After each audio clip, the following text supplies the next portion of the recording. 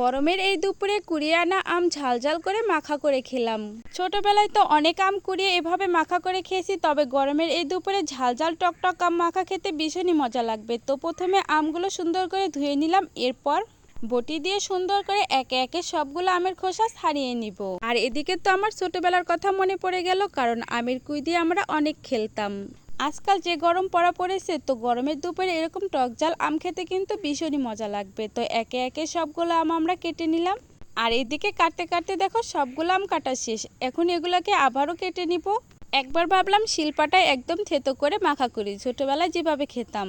তবে আজকে আর থেতো করিনি, আজকে একদম পাতলা পাতলা স্লাইস করে কেটে নিয়েছি। তো সবগুলো আম কাটা শেষ। সবগুলো আমি একদম পাতলা পাতলা স্লাইস করে কেটে নেওয়ার পর এক সাইডে রেখে এর ভিতর দিয়ে দিলাম শুকনো ঝালমরিচ আর দিয়ে দিলাম লবণ দিয়ে সুন্দর করে মরিচটা ডলে ভেঙে নিব।